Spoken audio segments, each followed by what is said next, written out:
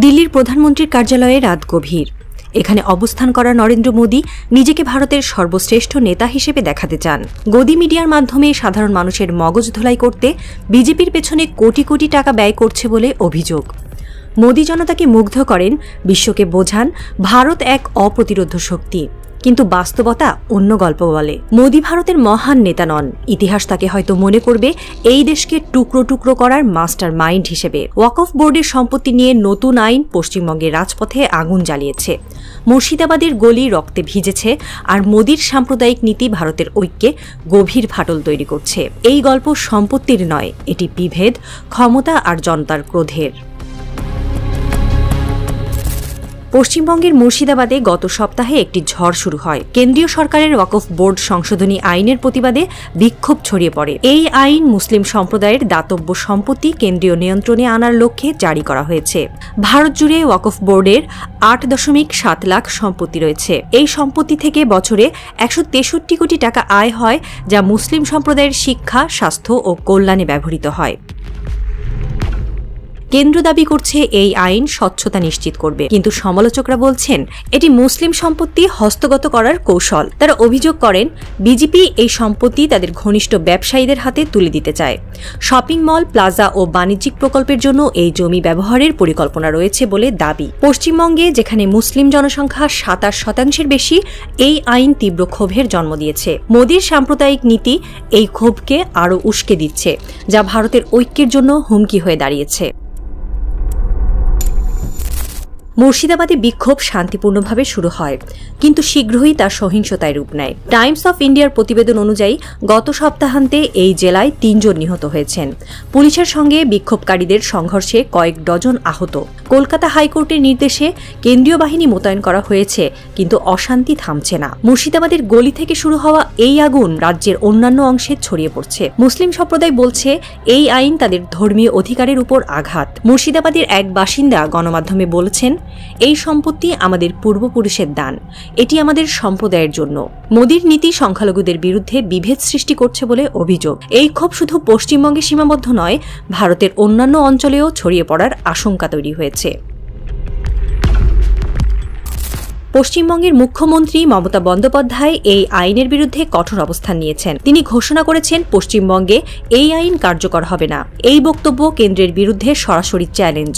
মমতা বলেন, এটি মুসলিম সম্প্রদায়ের সম্পত্তি কেড়ে নেওয়ার চক্রান্ত। তার এই অবস্থান রাজ্যের মুসলিম সম্প্রদায়ের মধ্যে ব্যাপক সমর্থন পেয়েছে। কিন্তু বিজেপি অভিযোগ করছে মমতা অশান্তি ছড়াচ্ছেন। বিজেপি সাংসদ সুকান্ত মজুমদার বলেন, মমতা রাজ্যে বিভেদ সৃষ্টি করছেন। এই অভিযোগ উত্তেজনাকে আরও বাড়িয়েছে। ওয়াকফ বোর্ডের সম্পত্তির মূল্য 9.4 লাখ একর জমিতে ছড়িয়ে রয়েছে। এই সম্পত্তি মুসলিম সম্প্রদায়ের দান থেকে সংগৃহীত। এর আয় শিক্ষা, স্বাস্থ্য ও দারিদ্র্য বিমোচনে ব্যবহৃত হয়। কিন্তু সমালোচকরা বলছেন বিজেপি এই সম্পত্তি বাণিজ্যিক স্বার্থে ব্যবহার করতে চায়। শপিং মল, প্লাজা ও বিলাসবহুল প্রকল্পের জন্য জমি ব্যবহারের পরিকল্পনা রয়েছে বলে অভিযোগ। এই পরিকল্পনা মুসলিম সম্প্রদায়ের মধ্যে ক্ষোভ জাগিয়েছে। একজন নেতা বলেন, এটি আমাদের অস্তিত্বের ওপর আক্রমণ। এই বিতর্কে ইতিহাসের ছায়া পড়ে। 1947 সালে ধর্মীয় বৈষম্যের কারণে ভারত বিভাজিত হয়। তখনও মুসলিম সম্প্রদায়ের উপর বৈষম্যের অভিযোগ ছিল। সমালোচকরা বলছেন মোদীর নীতি সেই বিভেদের পুনরাবৃত্তি করছে। মুসলিম সম্প্রদায়ের মধ্যে ভয় বাড়ছে। তারা মনে করেন তাদের সম্পত্তি কেড়ে নেওয়া তাদের অস্তিত্বের ওপর হুমকি। পশ্চিমবঙ্গে এই ক্ষোভ তীব্র। মুর্শিদাবাদের রাজপথে বিক্ষোভকারীদের কণ্ঠে একটাই দাবি, ন্যায় বিচার।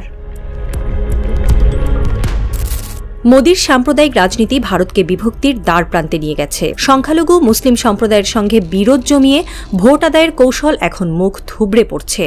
পশ্চিমবঙ্গের আগুন ছড়িয়ে পড়ছে উত্তর পূর্বের 7 সিস্টার্সে। মণিপুরে জাতিগত সংঘর্ষে শতাধিক মৃত্যু। আসামে নাগরিকত্ব বিতর্কে লাখো মানুষ উদ্বাস্তু। নাগাল্যান্ডে বিচ্ছিন্নতাবাদী আন্দোলন নতুন করে মাথাচাড়া দিচ্ছে। ভারত যেন অশান্তির সাগরে ভাসছে। এত জ্বালাও পোড়াও, বিশৃঙ্খলা ও ঐক্যহীনতা এর আগে কখনো দেখা যায়নি। বিশ্লেষকরা বলছেন, মোদীর নীতি ভারতের ধর্মীয় ও সামাজিক সম্প্রীতি ধ্বংস করছে। পশ্চিমবঙ্গে মমতার প্রতিরোধ কেন্দ্র রাজ্য সম্পর্ককে জটিল করেছে।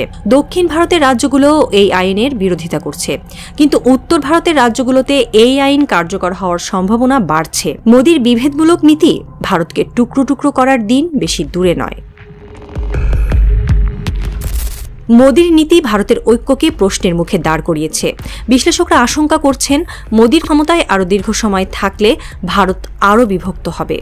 মুসলিম সম্প্রদায়কে ক্রমাগত বঞ্চিত করা হলে তাদের মধ্যে বিচ্ছিন্নতাবাদী চিন্তা জোরদার হতে পারে। ইতিহাস শেখায়, বৈষম্য থেকে জন্ম নেয় বিভেদ। মোদির নীতি সেই পথে ভারতকে নিয়ে যাচ্ছে। পশ্চিমবঙ্গের রাজপথে ধোঁয়া আর ক্রোধ জমছে। মুর্শিদাবাদের গলিতে রক্তের দাগ। দিল্লির প্রধানমন্ত্রীর কার্যালয়ে মোদি বসে আছেন। তার চেয়ার কাঁপছে, চোখে হতাশার ছায়া। তিনি যে ভারত গড়তে চেয়েছিলেন তা এখন ফাটলের মুখে। পশ্চিমবঙ্গ থেকে 7 সিস্টার্স ভারত যেন অশান্তির আগুনে জ্বলছে। মোদি ভারত না ভেঙে শান্ত হবেন না, এমন আশঙ্কায় জনমন ভারাক্রান্ত। রাজপথের আগুন তাকে মনে করিয়ে দিচ্ছে, ক্ষমতার খেলায় ঐক্য ধ্বংসের মূল্য কেউ এড়াতে পারে না।